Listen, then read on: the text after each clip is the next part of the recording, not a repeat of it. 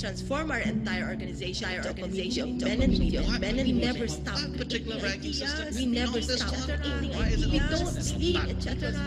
We don't sleep. I welcome each of you here in this summit, and I thank you for celebrating your essence with us today.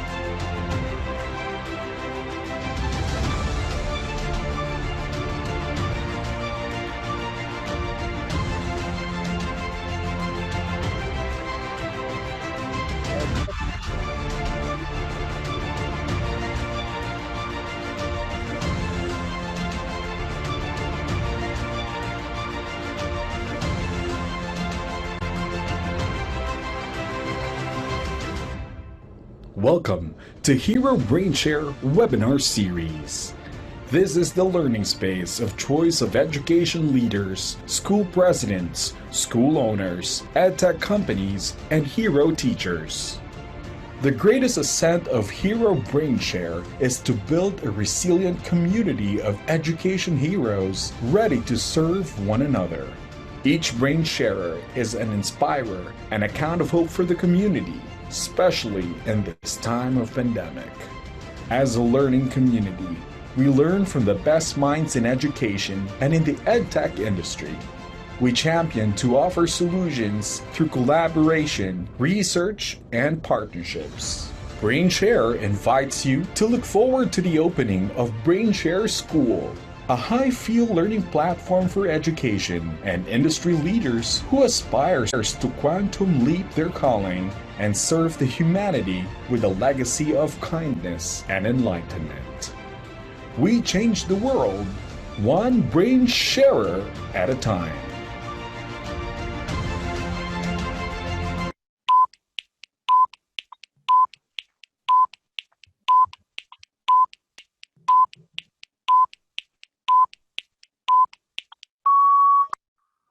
Welcome to the second Saturday of June. Days are moving very, very fast these days. We are so excited to present to all of you our second woman on mission today, Ms. Geraldine Go, who will discuss how education in sports matters most. Another inspiring conversation will come from architect Joey Rivas, who will share great insights on holistic approaches to workplace and school environments. Also, we will continue on with our digital transformation journey with St. Paul University Philippines through this wonderful segment headed by Mr. Prodigy. We will also be listening to the second part of the practical research strategies by Professor Mike Lopez. And we will discover another edtech through the segment of our dear partner, Ms. Delmicro Cho. To start off, I would like to begin with a wonderful journey. This has excited a whole school, and they are the St. Paul University Philippines. I'd like to invite my wonderful partner to come on board as we continue our second week now for the anatomy of digital transformation. Take it away, partner Richard. Good afternoon to our digital transformation series 2 of 6. Are you ready for an exponential change? Digital transformation this digital transformation 101 is a 6 sessions or series of webinar with offline discussion during weekdays. And our first webinar project, Digital Transformation, is none other than St. Paul University, Tuguegarao. This webinar will be compiled and will be the first online digital transformation learning and adaptation in the Philippines in partnership with OneSchoolPH, Startup Village, and Leentech Network Solutions. My name is Richard Prodigalidad, the CTO of OneSchoolPH. So to start, we have finally set up a digital transformation goal for St. Paul. So in our transformation goal is to help and guide St. Paul University Tuguegarao in creating and designing the future of the schools through digital transformation. Along the way, we will actually be providing background and understanding the important phases in the digital transformation, learn how to define and implement a paced digital transformation program to establish the school as a digital leader in education. And lastly, we also wanted to define and align the university towards their breakthrough moonshot. So this particular digital transformation consists of 8 phases. First is the introduction. Second is the core team, identifying the core team. Third is the discovery of their transformation. And then 4 is going back to the core, which is the vision and the strategy that they are implementing. And then identifying the gaps. The number 5, identifying the gaps and the solution that needs to be taken. And the number 6 is we will start engaging, looking for solutions and trying to actually immerse what's the digital and what's the normal. And then the 7 is the development stage, how we will develop the transformation. And the 8 is the actual transformation. So this is actually the series 2 of 6, which covers supposedly introduction, core, and discovery phases. But currently, I will just only focus on introduction, but because we'd like to prioritize certain video from the start. So, but before anything else, I would like to share with you what really happened to SPUP over the week. Bryce, could you please open or run the video? Yes, partner. Thanks. This was an exciting week with SPUP.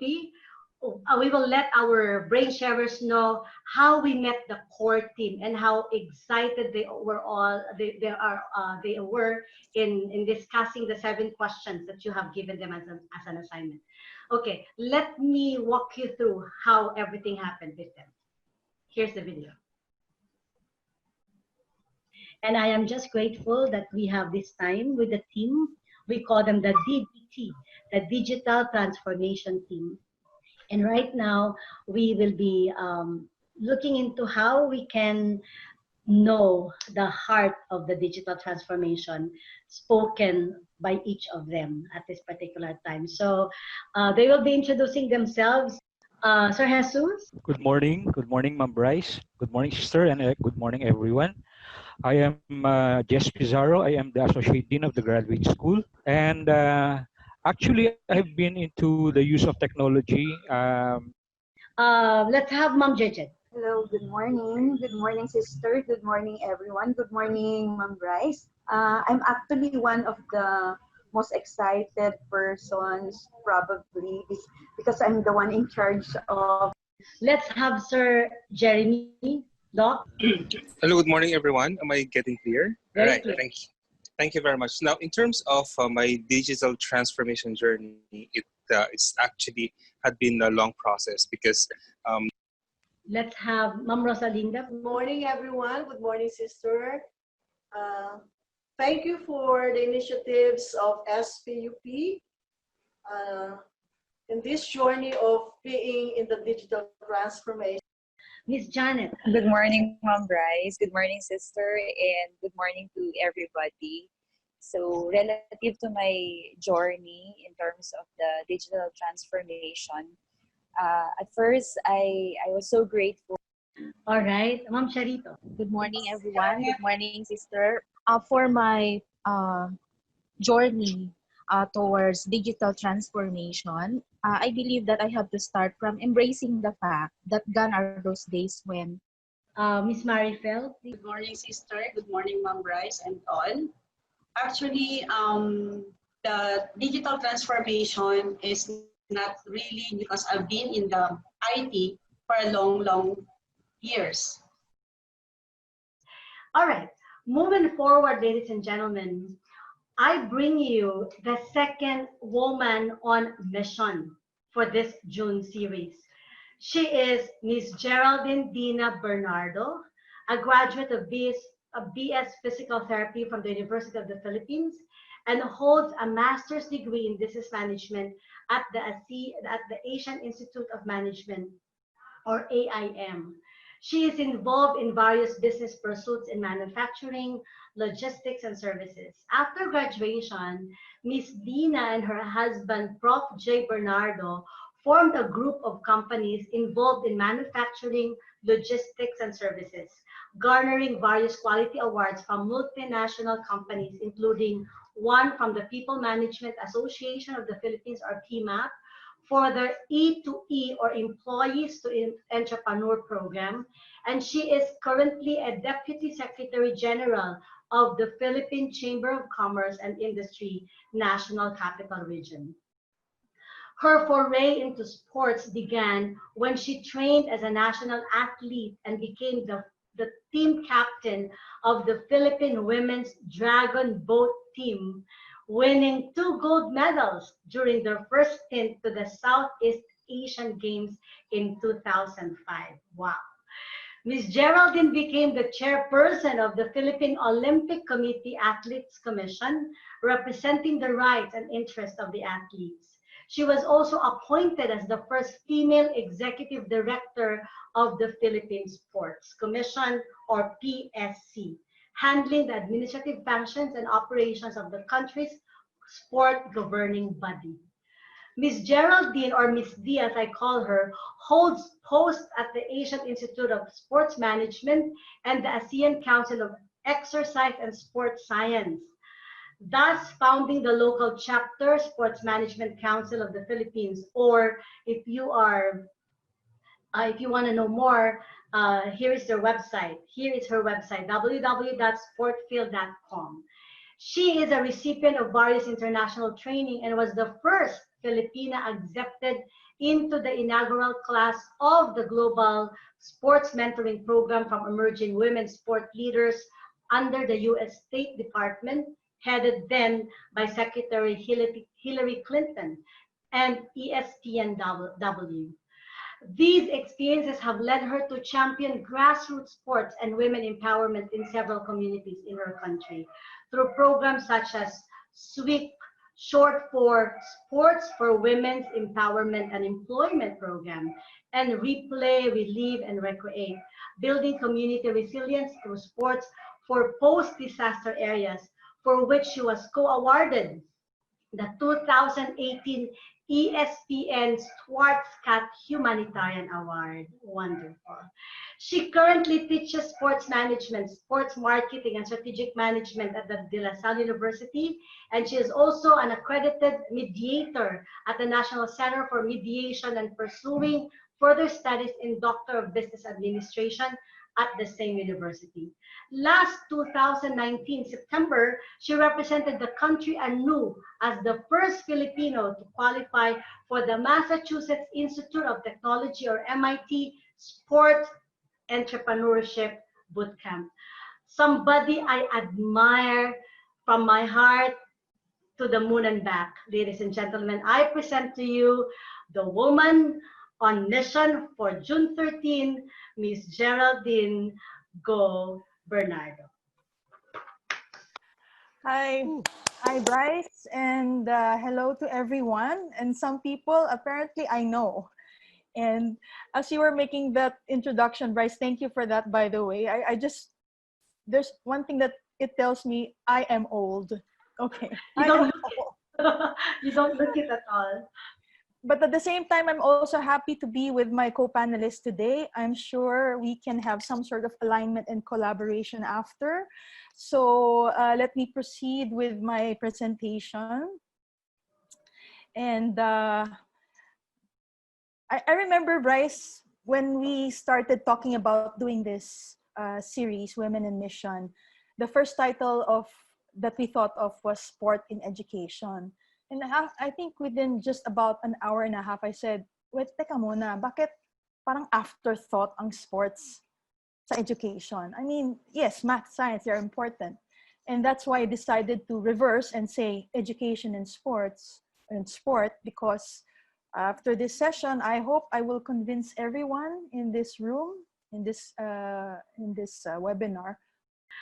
Ladies and gentlemen, our next speaker is someone who actually wears so many hats, founded and co-founded so many companies, and initiated so many projects. Architect Jose Francisco Juan Rivas was part of the Las Mercado and Associates since 1980. It's a family clan owned architectural firm with 26 buildings in Makati as a group portfolio Archinetics as a principal architect.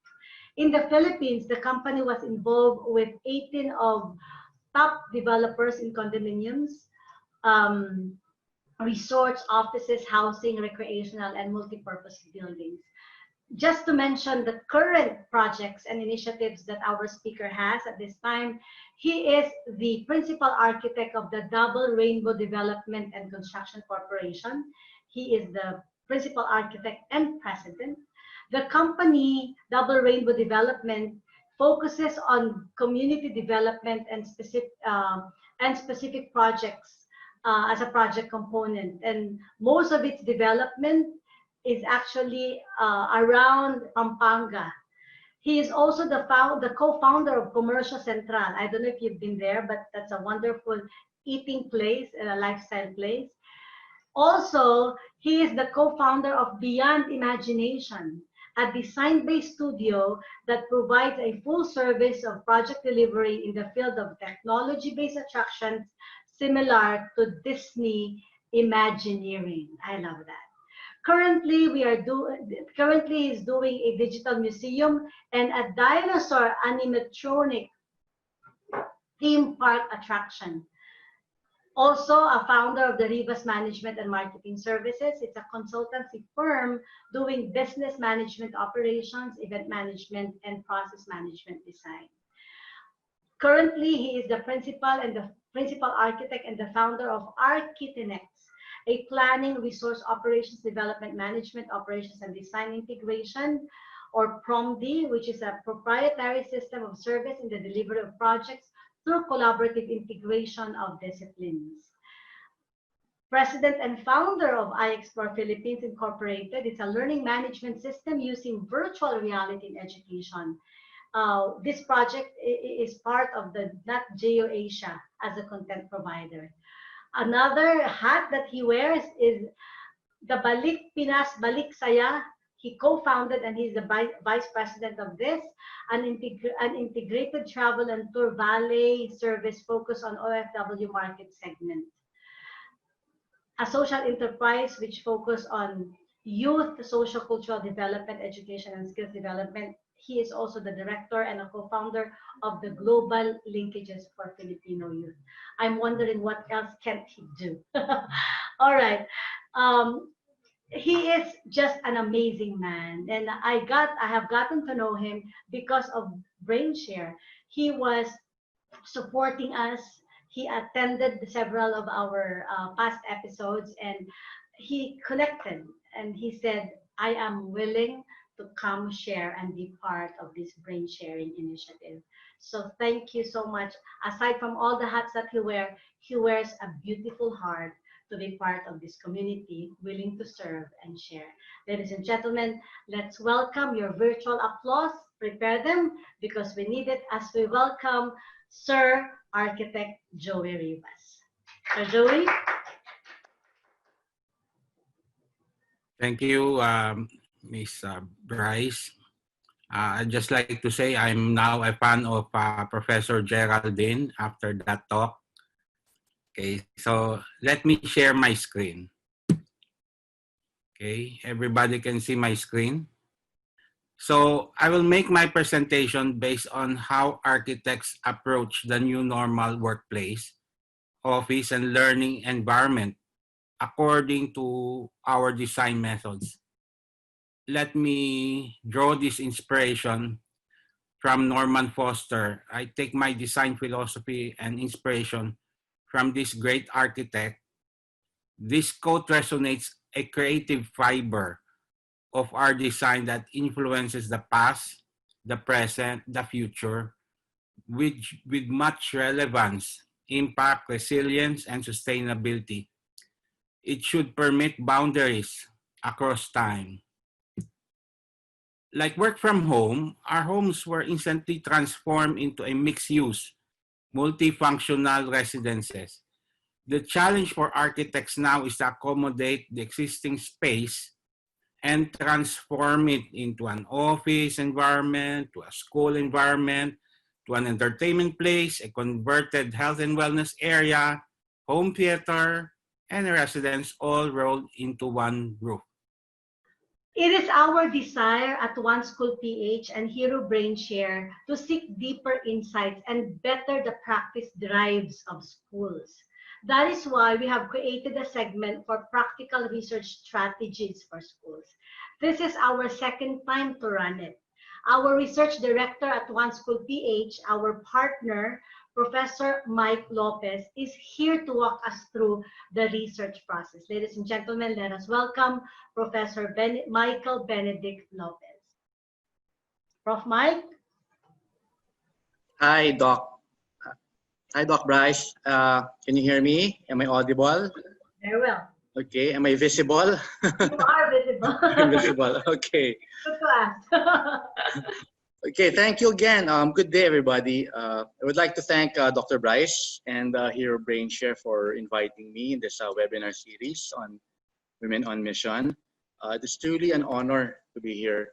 Well, together with Dr. Bryce and two other partners, I represent a passion program called OneSchoolPH.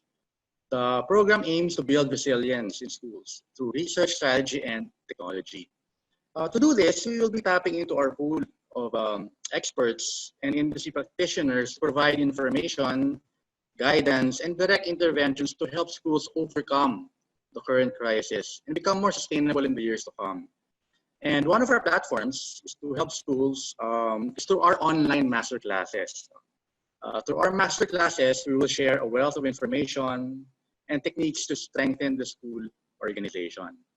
In my case, my master class is about research and strategy.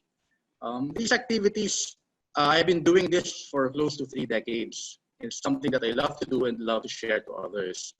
In last week's webinar segment, I discussed the role of research and strategy in schools and how important it is to develop a research-oriented culture in the organization.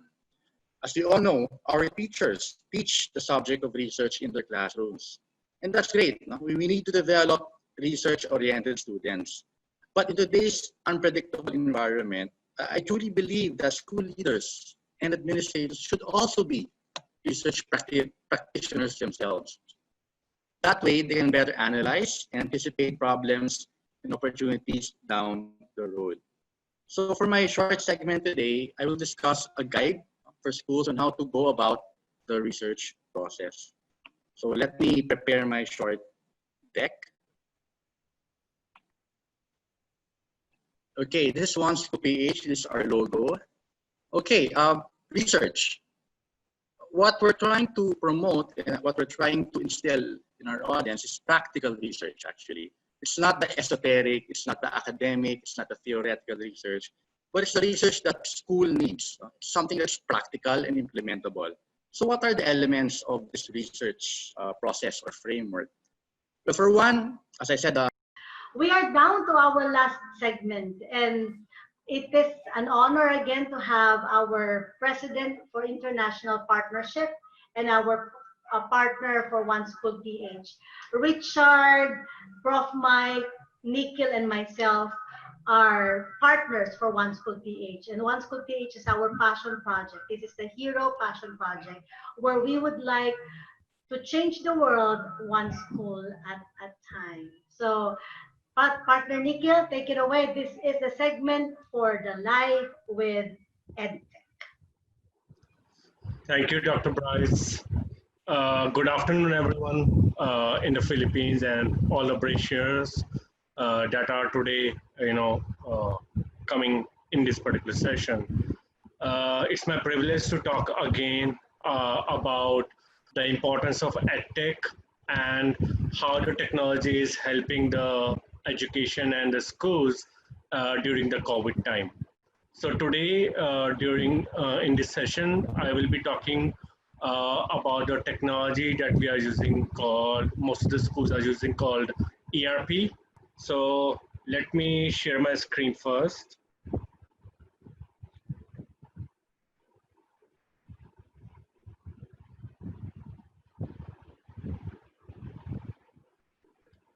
Bryce, can you see my screen? Yes, I can, partner. We can. Okay. As the topic says, EdTech. So when we always talk about the technology, we always not talk about technology is not about having it, it's about how we use it. And that's where most of the technology fails, because it is not relevant how we are, about having it. It's about how we use it internally in the schools. And as per of today's, we will talk about the ERP. Okay, so how ERP is enhancing the education system during COVID. Because what is happening right now is, because most of the schools are also in a quarantine mode, so most of the admin staff and principals, head teachers, presidents, they are operating also from home. So how you will be able to manage the school when you are working remotely?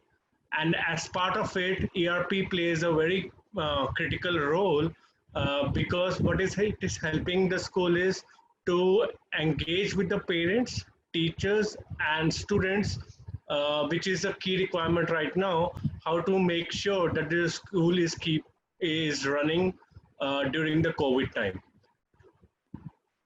So we are having a partnership with a platform called EduMarshall.